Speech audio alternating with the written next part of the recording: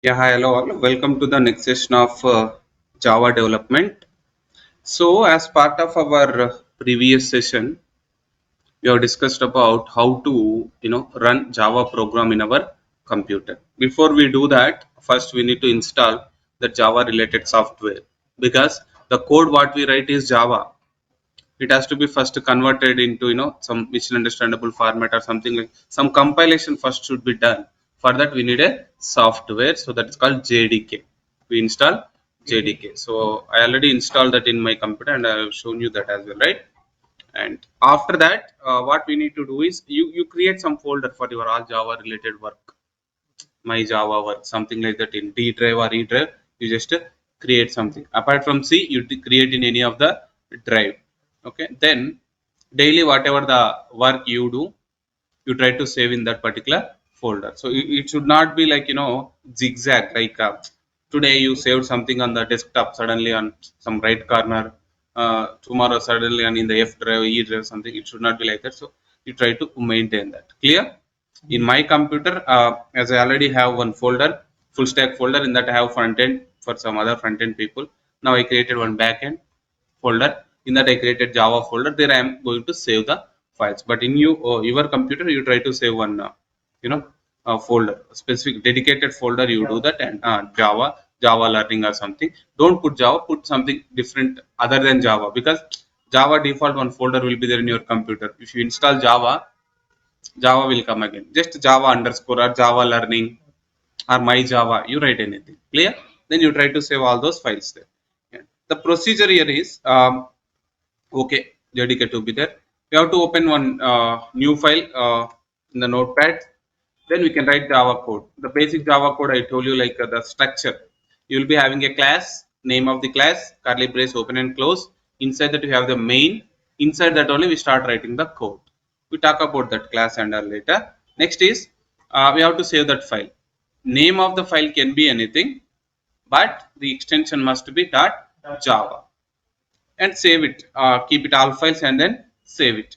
Next is, we need to run that file, and we have to compile the file, and we have to see the output. If you want to do that, first you have to open that file location in the command prompt. So to do that, normally open the command prompt here, and coming to the drive, the location here,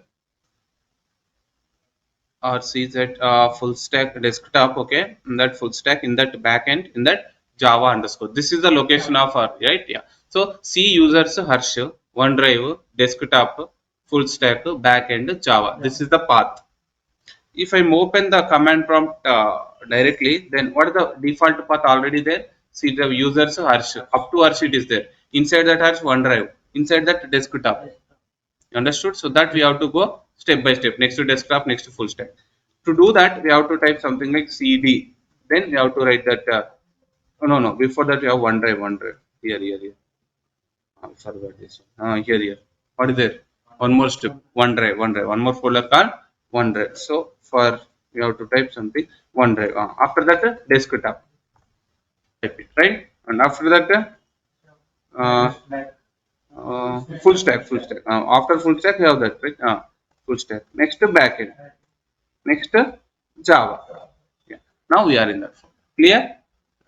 From here we have to do what we have to do here. We have to take only one file is there. Welcome dot Java. Dot class is different, sir. Dot class will create if you compile the Java file. One new dot class file will be created. If you again compile the file, the same dot class file will be modified. Understood? And dot class file is the only file which can be understood by the processor, or like your JVM will execute the code, right? The JVM can understand only dot class file. Directly dot Java it will not understand. Then who will take dot Java file is compiler will take the dot Java file, it will compile it and it will convert into dot class files. Now dot class file can be understood by the JVM. Understood what I am talking? And then it will convert it into executable file, and it is executed by the processor. Everything in your computer is executed by the processor. Intel, right? You will be having i3 something, right? i5 earlier core to do your dual core. Some processors are there. That is the one which will execute everything in your computer. You play some song, that is also done by the processor. You understood? You do anything that is done by the processor. Clear? So now it is like that the execution will be done with processor, but before that, JVM will execute it and it will convert it into the processor understandable language in simple words. Clear? But JVM understand only dot class file. It cannot understand the Java file. That's the reason we have to first compile it. Clear? Now, to compile the program, we already have the syntax for that, right? So what is the syntax we need to follow to compile the program? Java C space our program, like our file name, whatever it might be. Some dot Java will be there, no? Here Java C space. What is the name we have written? Welcome dot Java. Don't put class welcome dot Java. Now it will be compiled. It will take some time, like 1 second, 2 seconds, depending on the size of the code. If you have written the so many some thousands, 1,000 line of code, assume 1,000 lines of code. If you write, then it might take few more seconds extra. Then if any error is there, it will throw the error here. If no error, then immediately it will go to again same location. Here the cursor is blinking, right? Able to say after Java, like that means no errors were found. Clear? Now we need to execute it. So this is done with JVM now. Earlier is done with the compiler. Now this is done with the JVM. The file will be like Java space class name we need to mention. Class name. Why I'm specifying, because if you write something like this, then it will show output, but in real time what happens is when you are dealing with actually you will not write the code like this. How you will be writing the code? You will be taking the help of IDs, like what, like means through Notepad we will not write the code. We will take some tool and all, there it will not allow. Understood? So we have to write this one, something like this. Clear? And one more important thing, whatever the class name we write, the same name should be for the file name. You got my point? No? Yes, sir. Where is that? Welcome. Yeah, this is right. Welcome Java file. Now open it through the Notepad. Okay. Now see, what is my file name? Welcome dot Java. What is my class name? Welcome. That is what I am telling. So your class name, file name must be same. If you write a different also, it will execute, but you should not do that. I will show you example. Now see how to create a Java program. Right? Just to take one new Notepad and start writing something in that. Right? Now observe what I have written here. First, I have written something like first year.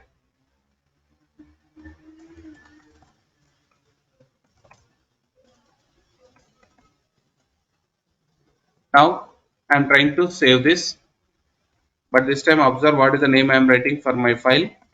Hello.java. What is my class name? First. But what is my file name? Hello.java.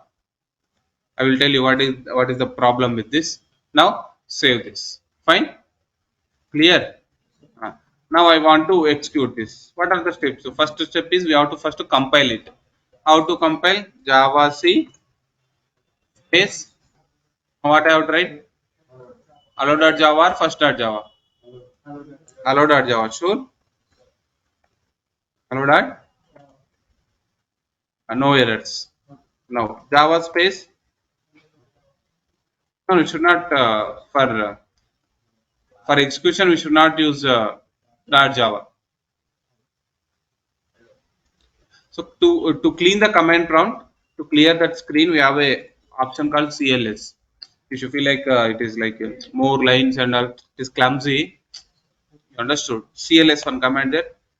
It gives simple, make everything clean. So what is the Java C space? What is the name? Hello dot Java. Capital H. Compilation, no error. Now execution Java space hello. If I write, we should not write dot Java, right? Yes or no? Could not find or could not main load the main class called hello. Class not found exception. Understood? Why it came? What is class name? No, no. Hello.java is a file name. What is the class name you have written in that? You understood? This is my file name, sir, hello.java. What is the class name I have written? First. So now see, obviously it will give the output, no error. Understood? And this is the problem. You understood? You should write different for compilation. You should write different one for execution. To avoid such unnecessary confusion, whatever the class name we generally write, the same name we will write for the file name. Clear? And this is there only when we are doing manually. But when you are doing it with a tool and all, at that it will not at all allow. Understood? There will be an option called click button, create class, name for class. You write something like hello, click OK. Then hello.java file will be created with a class called hello. I hope you understood what I am talking. Clear? So how can you remember only one class name only, one Java file only? You are having a hello.java file name. Class name is first. Assume you are having 5 or you are having 4. You are having 10 Java files. Each file is having different class name. Then how can you remember? I hope you understood. But Java file name is there means same class name. Java file name you know means no need to worry for the class name. If you remove .java, that is called what? Class name. That's the reason we have to keep same. Some people say it's error. No, it will not give any error. Means if you don't use the same name, technically it is not going to give any error. But the thing is, while compiling you have to use one name, while executing you have to use other name to avoid this lengthy procedure and complex thing. It's recommended to use class name and as well as file name as same. Clear? And while writing the class names also, we have to start with the capital letter. Okay, that's it. Coming to the what I say, programming fundamental concepts, whatever we talk about. In that, we are already done with the conditions. Not all, but if else we learned, right? Simple if and if else. If is generally used for one condition. Whenever we have one condition to be checked, we use if. If it's true, we do one thing. If it's false, we don't think about it. If else is also same, one condition only, but the thing is, if it is true, we'll do one activity. If it is false, we do second other activity. Like that, we have other conditions as well here.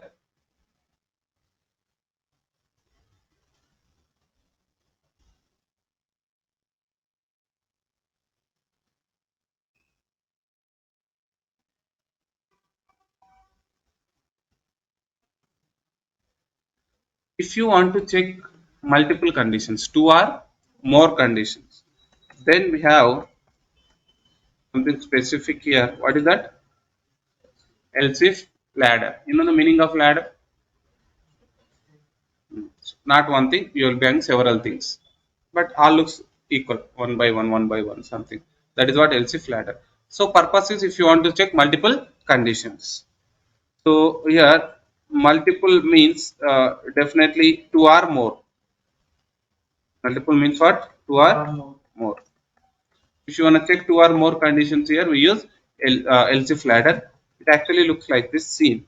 Example, if a equal to 10, equality, I already told you about equality. You should not put single equal, double equal. If a equal to 10, then do one thing. I don't do some activity. You understood? Kumar, you understood? Yeah. Next, else. If it is wrong, then it will go for else, right? Again, you will be having here one more if condition. If a equal to 20, then do one thing. But it or not. If it is a equal to 10, then do action 1. Okay, whatever the activity or action 1. Then if it is false, then check for 20 or not.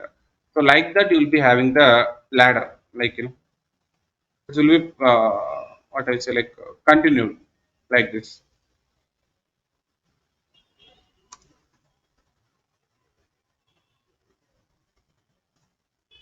So if it is 20, do one thing, and if it is 30, do another thing. If it is 40, do activity 4, and 3 means activity 3.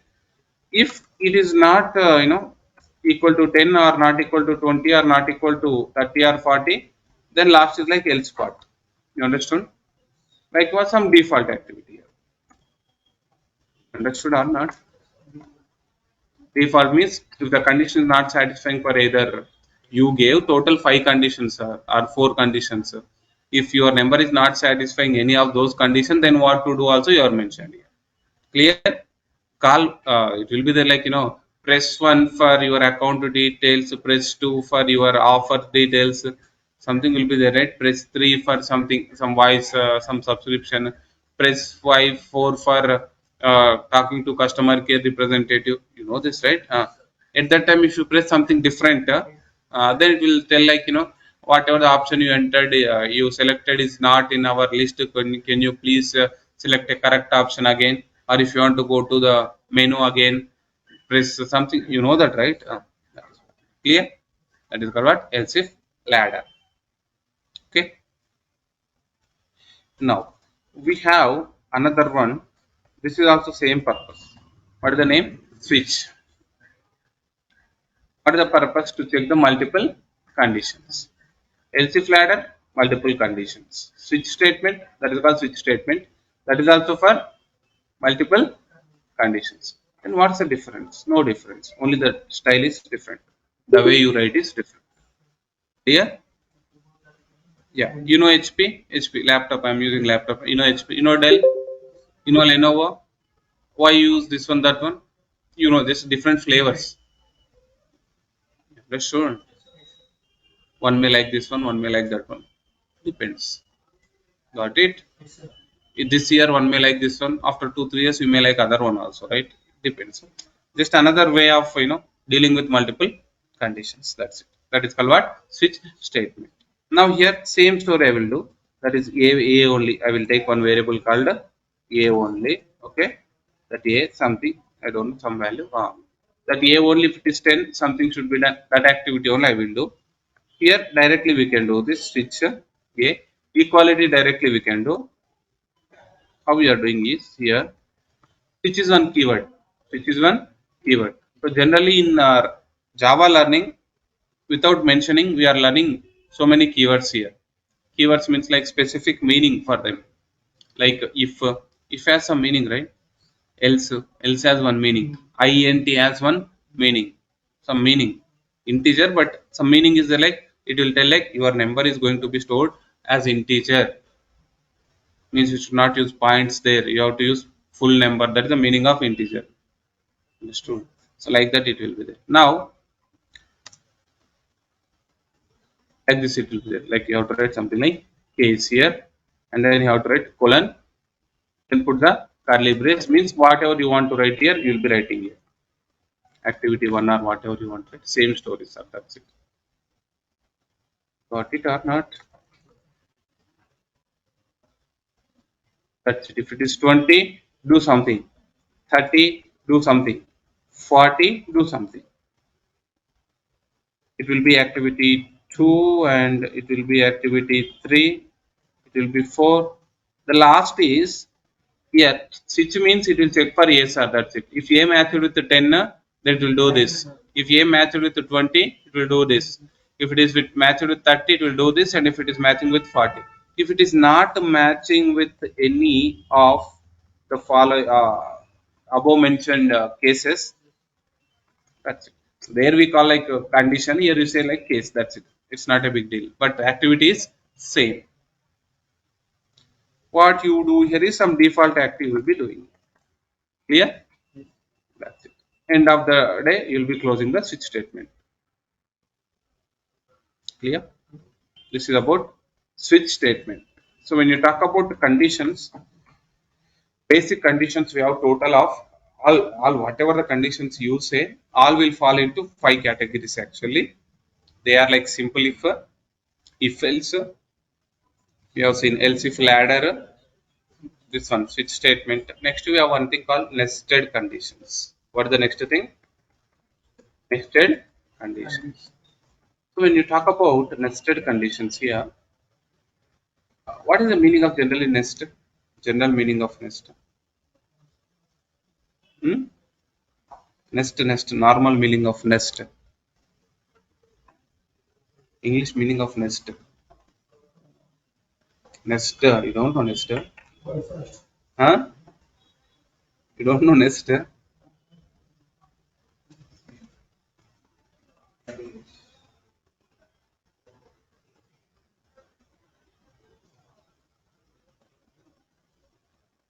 You don't know nest?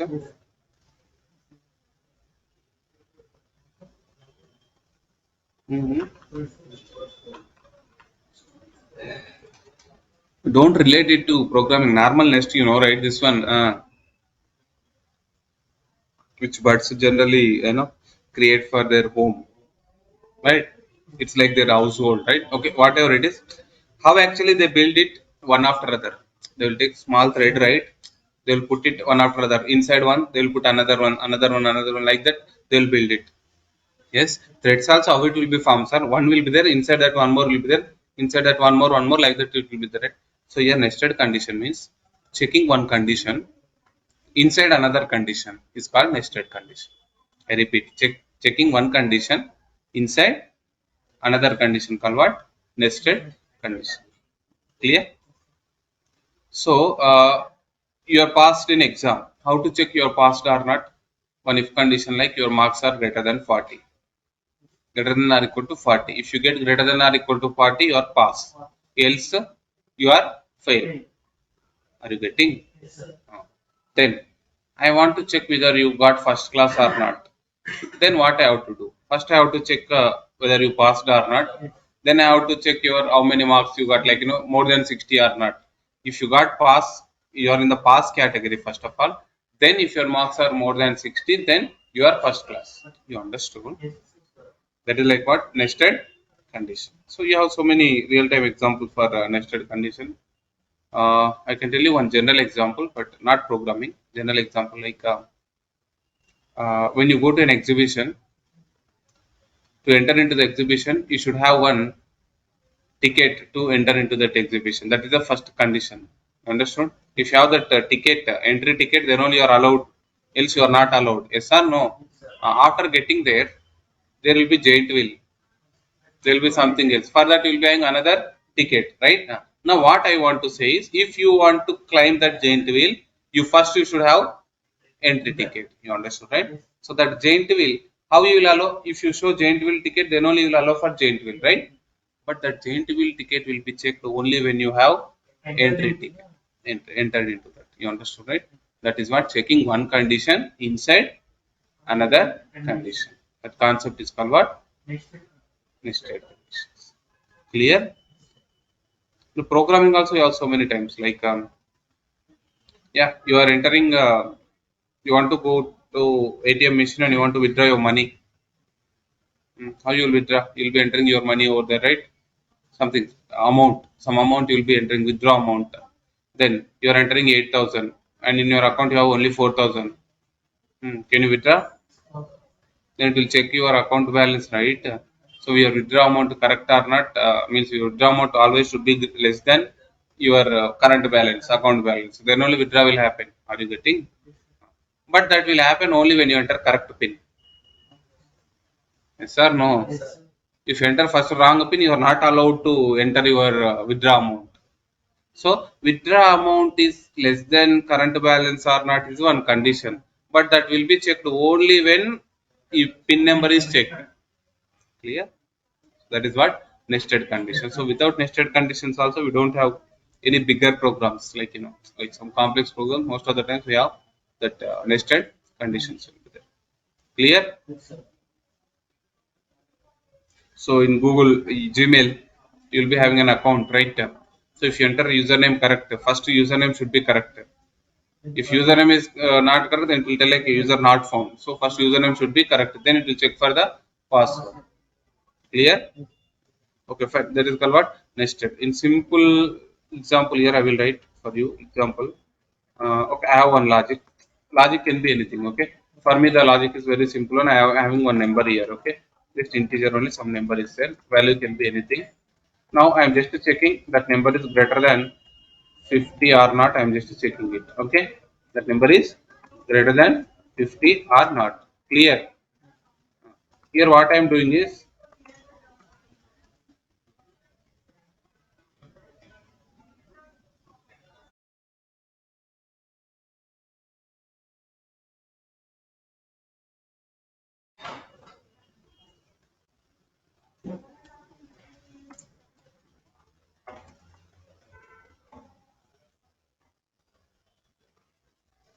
Now here what I can type is system.out.println. What does it mean? It will print something data, right? Oh, the short form I have written, but you have to write properly. Okay, this it's normal notepad, right? Text here, text file. That's what I'm writing. Here what I'm writing is is or something number is above 50. What I'm writing number is above 50. Here it will be like number is below 50. Clear? This is what the condition. Now I want to check the number is above 100 or not. I want to check. I should not disturb this condition. This is the main logic. In that first it will check number is greater than 50 or not. It will check. I also wanted to, if it is greater than 50, what it will print? Simply 50, greater than 50.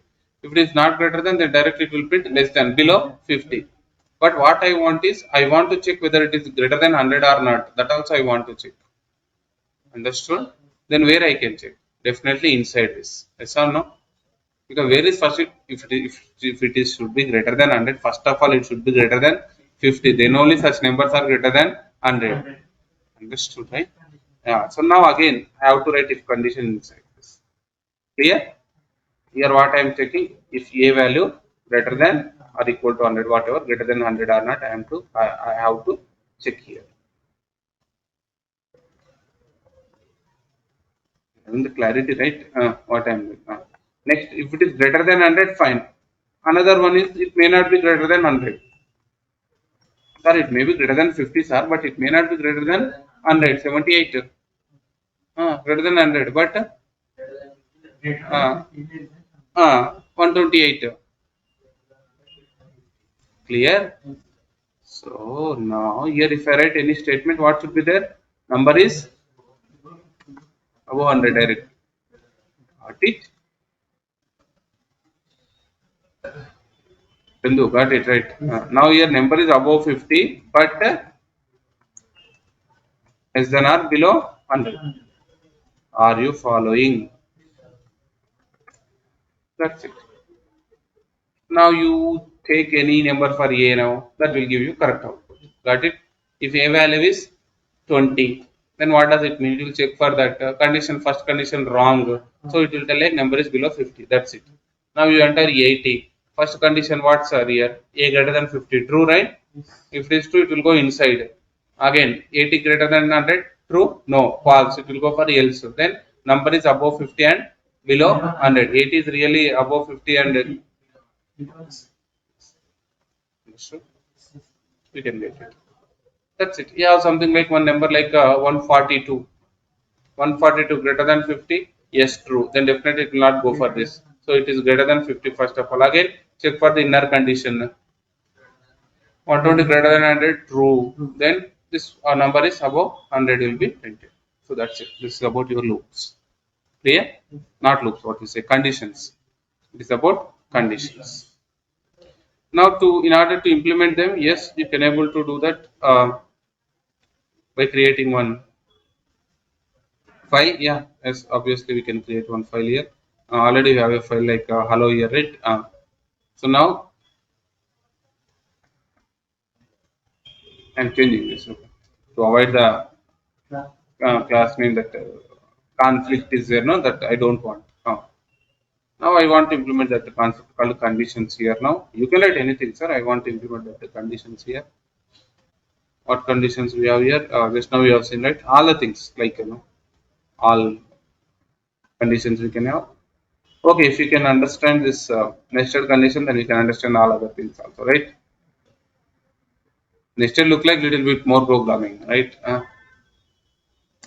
Compared to. So now what you can expect here? Okay.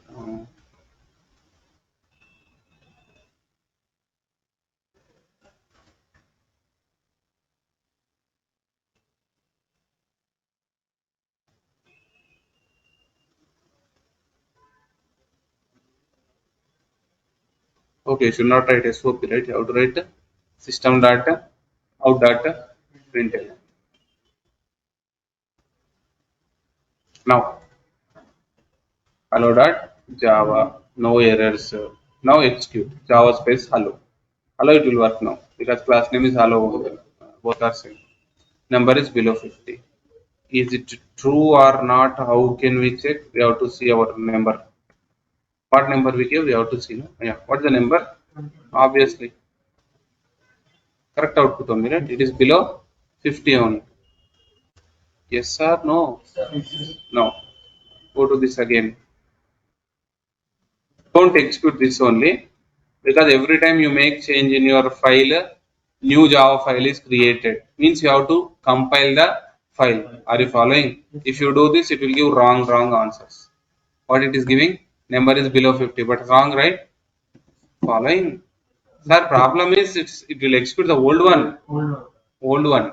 So you have to compile. Every time you make a change, you have to compile. Number is above 50, but below 100. Now this time I am writing 154. First compile the file and then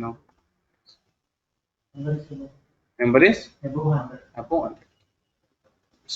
Clear?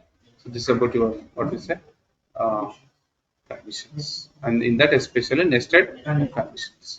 Clear? Now I want to implement another conditions here in the same file, but I want to avoid the confusion. I don't want this to be executed, these lines to be executed. I don't want these lines to be executed. One thing is I can remove, but I don't want to remove at this time. I don't want to execute. You understood my requirement?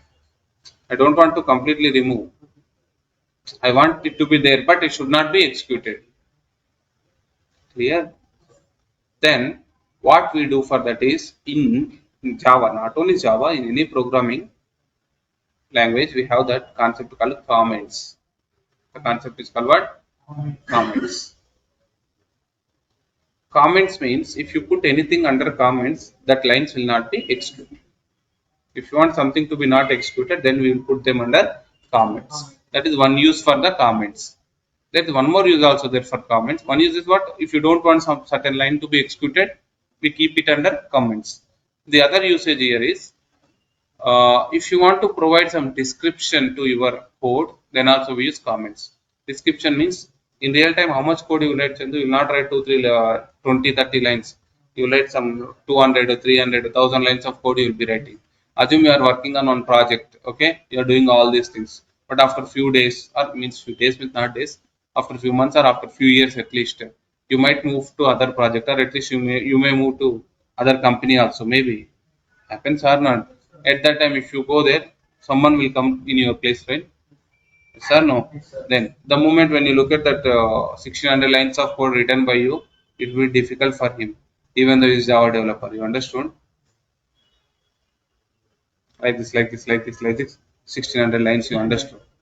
So for that, instead of that, if you write the code like first some okay 600 lines, but first 20 lines on the top of that, if you put one comments like the below code is to connect to the database.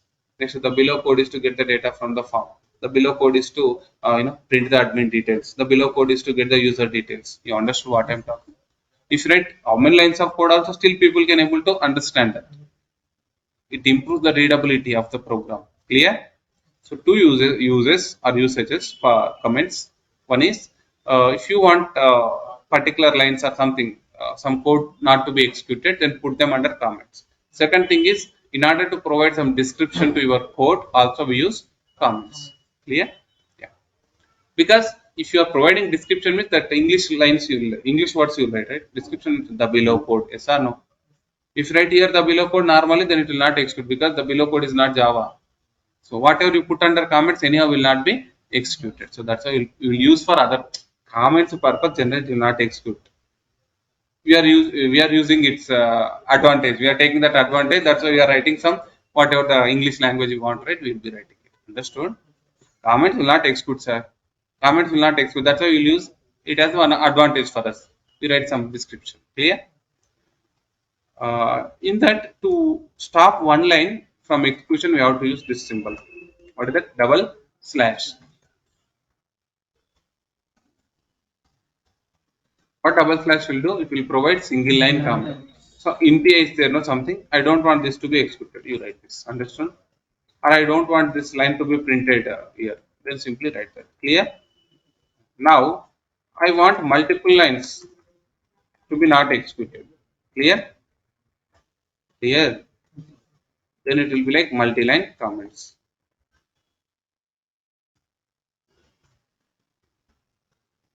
How to put multi-line comments? Slash star then star slash. Now here I am having this many lines. I don't want this code to be executed. Now put here slash star here star slash. That is what I want. Clear? Because at this moment you don't want. After some time you may want again. Generally, if you don't want this one, backspace or select and delete gone. But our purpose is not that one. At this moment you don't want that to be executed. Maybe after some time you will stop other one and you may execute this one also. Who knows? Clear? Now no error, no output also because you are not printing anything. We have not written any code. Clear, man?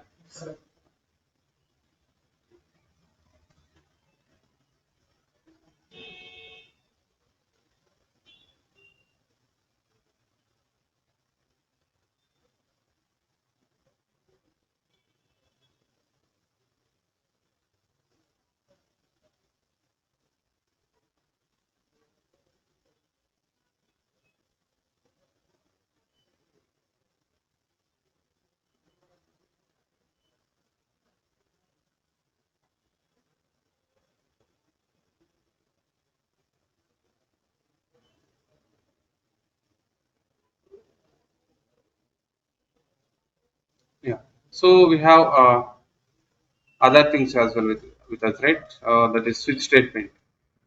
Yeah, switch statement. So I want to execute this switch statement also, and also else if ladder. I have else if ladder also, right? That also I want to execute. So you can happily write here because we already kept other things under comments, right? Here we can able to write it. And this activity means don't write this. We write some printing statement. If you have to print something, how people will know? There should be some differentiation, right? Activity one means something should be there. Two means something different should be there. So that's why you write act one or whatever your wish. You write anything act one or 10 selected, I 10. You write anything, but different case.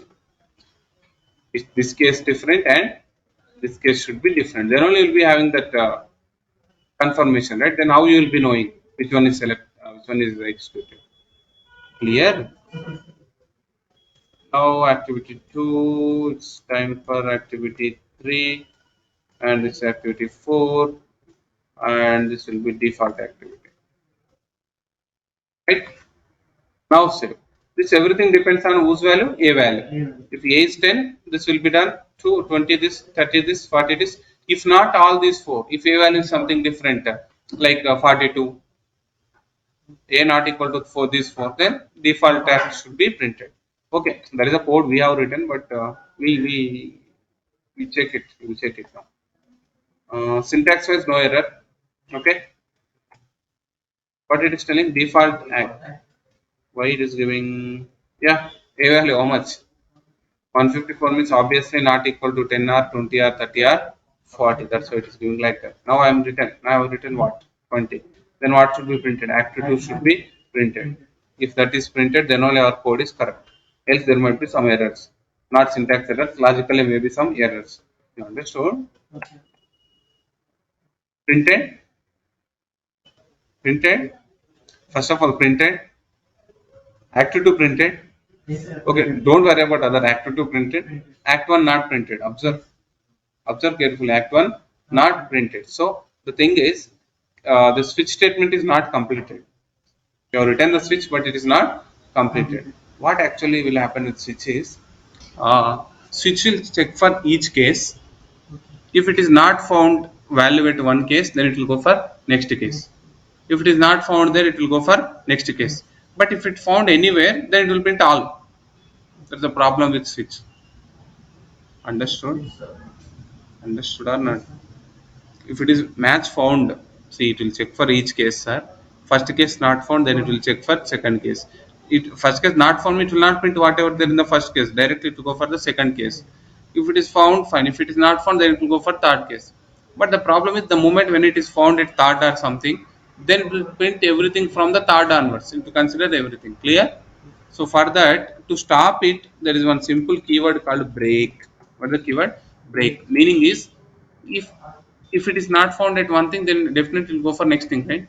Next, if it is not found, then only it will go for next thing. If it found anywhere, then do that and stop it. That is called what? Break. You know that, right? If it found at third case, your value found at third case, then execute the third one only, break there only, don't continue.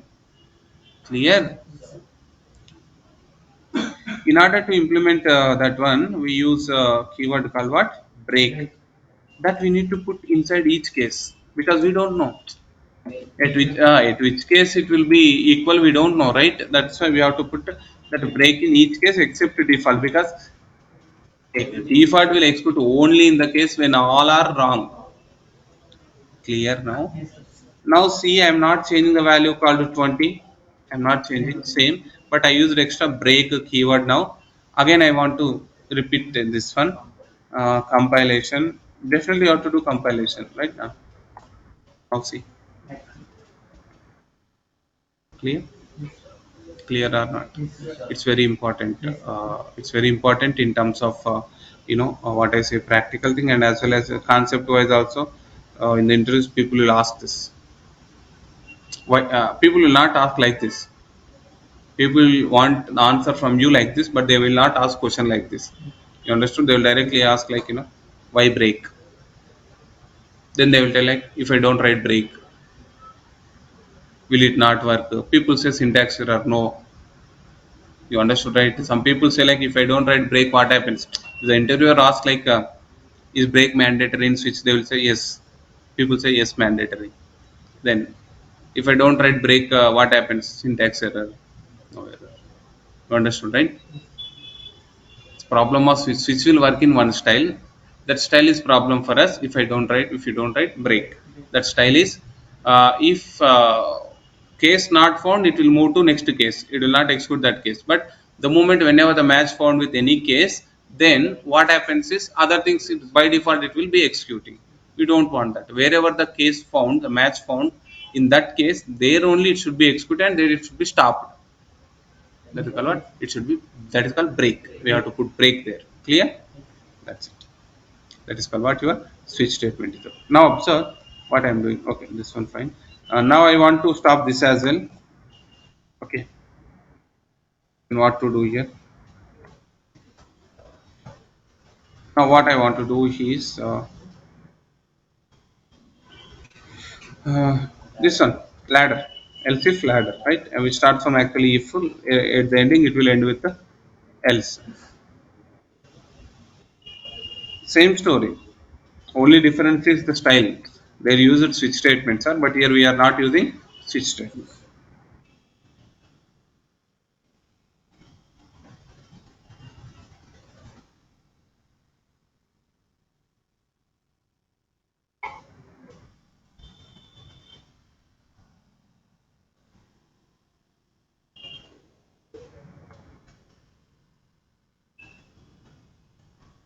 This is act 3, and this will be 4.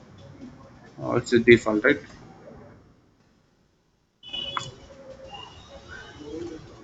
Save. Okay. But here you no need break. Why? If this is true, then this will execute, right? If this is false, what happens? Then only else part it will go. Then if it is true, this else is related to this if. Don't think like this else equal. No, this else is for this if, sir. This else is for this if, right? You are going to else, meaning is 10 is wrong. Again you are checking for 20. If 20 wrong, then it will go this else. Means you are at this, means obviously this is wrong, this is wrong, this is wrong, and this you are checking for 40, right? If 40 is true, then it will not go for else. Else will execute only if condition false. Understood? Case is something different. If case matches, it will execute. After that, it may execute other thing also if you don't stop explicitly. But here else if In if else or if else ladder, whatever two parts will be there, if and else. If will execute if it is true, else will execute if it is false. But if something is true, it cannot be false. If something is false, it cannot be true. At same time, one value cannot be false and true, sir. It may be true, may be false. At a time, it cannot be true and false, right? So obviously, if this is executed, I mean, that's it.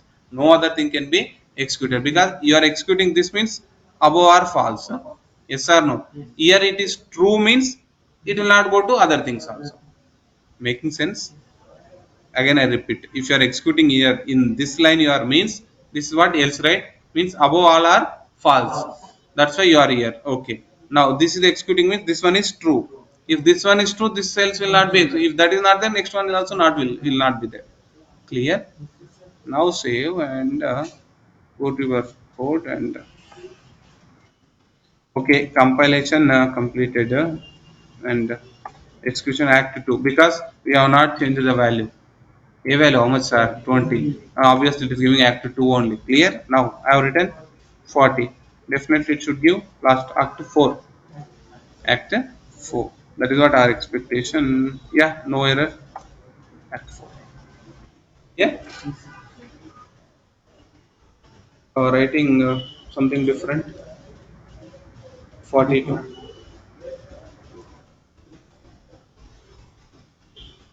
No error. It's a default one, because it's not 10, not 20, not 30, not 40. So the condition is not matching with any of the specified conditions. Then it will move to the default called else part. Last else part it will be moving. Clear? So that is what your this one, what you call, like, else if a ladder. If else already we have seen that. Clear? So with this we have completed successfully all the conditions in the Java Java language. Clear? Conditional statements completed. Clear? So we have to learn the things in this way. It's not like, just the theoretical things and all. No, everything we have to learn practical. I hope you got that idea, right? How to implement, where to implement, which one where to implement. I told you. Situation, if you have multiple things to be selected, conditions to be checked, then only you have to go for else if ladder or switch. If only one condition true or false, then if else. False also not considered, only something true, then if you want to select something but before that you want to select other thing, then nested condition. Or you want to select something after you want to select another thing, then nested condition. Clear? One condition to be checked but before that something else to be checked, also nested. One condition to be checked, after that one condition also to be checked, means also nested. Clear? So that's it.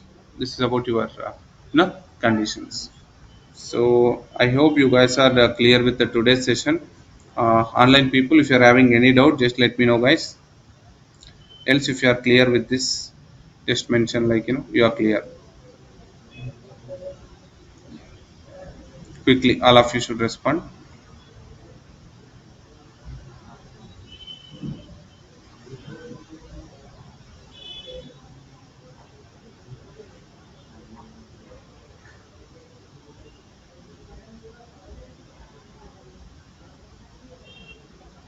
Yeah. Okay, guys. Then yeah, in tomorrow's session, we are going to see about. We'll be talking about loops. We're talking about next concepts like loops and okay, loops. Next arrays. Those aspects we'll be discussing in the next session. Yeah. Bye, guys.